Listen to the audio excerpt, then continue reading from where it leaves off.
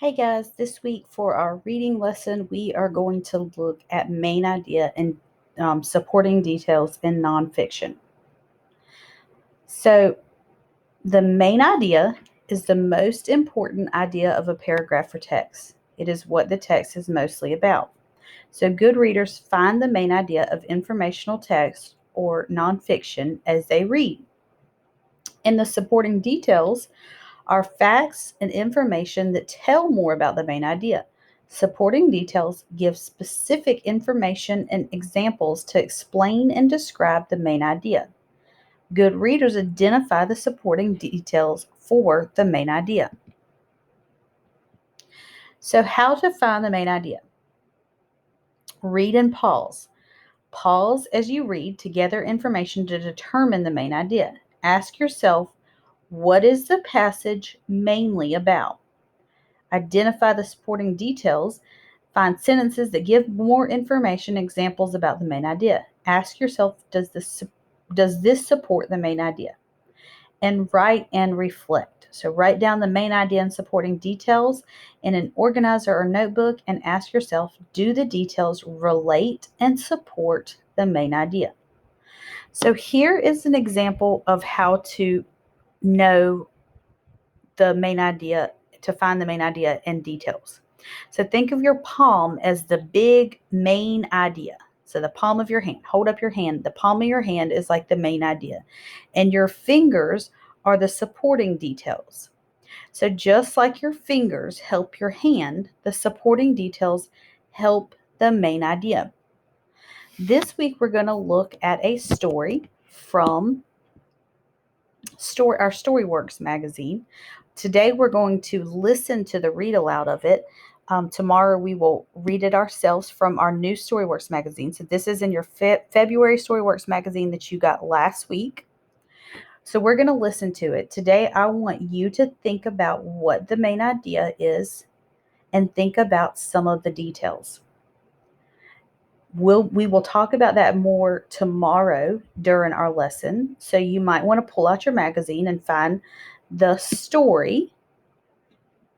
And the title of the story is "Can Kids Change the World?" This is informational text or a nonfiction text. I want you to think about the main idea and the details, but you also have a little main idea and detail activity to do on Schoology. So let's listen to our read aloud real quick.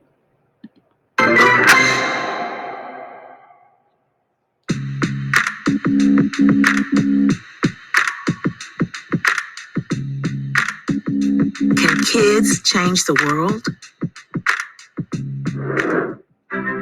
It all started with a trip. The year was 1958. A little girl named Ayana Najuma was 7 years old. She and 19 other kids went on a trip far from their home in Oklahoma. They went up north to New York City. In New York, the kids noticed something. White people and African American people could use the same water fountains. They could eat in the same restaurants. They could even sleep next door to each other in hotels. That may not sound strange to you, but it was strange to Ayana and her friends. They were African American kids from the South. At that time, the southern part of our country was segregated. That means that African American people and white people were kept apart. In Oklahoma City, where the kids lived, water fountains had signs that said whites only. African American kids and white kids couldn't go to school together. They couldn't eat in the same restaurants. The kids were amazed at how different New York City was from the South. When they got back to Oklahoma, they said, "Why do we have to live this way?" They knew the way their community was set up was wrong. White people had more rights than African American people.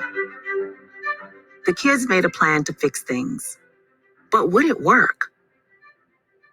The kids decided to get the restaurants to change so that African American people were allowed to eat in them. It could be dangerous to try to do that. Many people would be angry, but the kids were brave. They planned a sit-in. At a sit-in, you sit in a restaurant and ask to be served. You don't leave until you are served. It's a peaceful way to change something that is unfair. The kids went into training with a group of African American adults. In training, these adults taught the kids about nonviolence. They taught them about Dr. Martin Luther King Jr. Many people didn't want African American people to eat in a whites-only restaurant. The kids learned that people would be unkind. The kids learned that they had to stay calm and be peaceful, no matter how badly others behaved. In training, the adults yelled at the kids. They threw water on them. The kids practiced being calm and not yelling back. Soon, they were ready to do their first sit-in. The kids' first sit-in was at the Cat's lunch counter. It was a whites-only restaurant. Ayana went with about 12 other kids. They all wore their best clothes. They went in and sat down. They were polite. Ayana asked for a hamburger and a Coke. The waitress said no. The other customers were angry.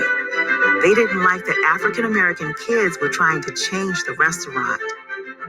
They did not want it to be integrated so that everyone was allowed to eat there. The other customers yelled at the kids. They poured ketchup and coffee on them. Ayana says, I wasn't scared. I knew I was doing the right thing. The kids didn't yell. They didn't fight. They sat quietly and talked with each other. They had brought magazines and coloring books.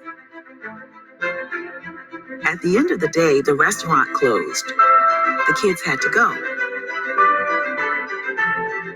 The next day, they went back. They ordered food again. No one gave it to them, but they were not going to give up. They were determined. On the third day, the kids ordered food. This time, the waitress brought it to them. From that day on, the Cat's lunch counter was integrated. Anyone could eat there. The kids were so happy. They had made one place in their community better. Ayana had learned something. She says, I was little, but my voice was just as important as everyone else's voice. But their work wasn't done. So many restaurants in their community were segregated. Over the next 6 years, the kids did sit-ins at many restaurants. More and more kids joined each time. The restaurant owners got pretty clever about trying to keep the kids away. At one restaurant, workers took away all the chairs.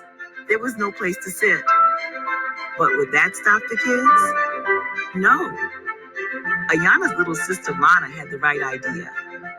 When she didn't have a chair to sit on, she just leaned on the table. In most places, people wouldn't let the kids use the bathroom. That wasn't going to stop the kids either. One by one, the kids integrated the restaurants in their town. The kids had changed their city. One small group of kids had made their community better for everyone. They may have been little, but their voices were huge.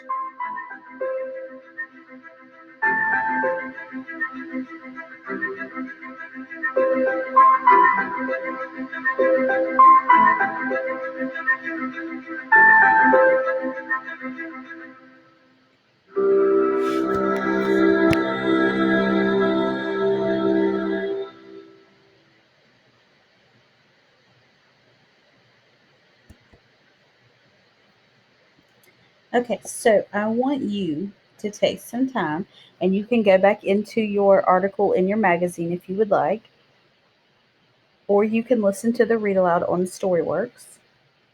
But I want you to go in and think about the main idea and some of the supporting details from this story. And we will talk about that some more tomorrow.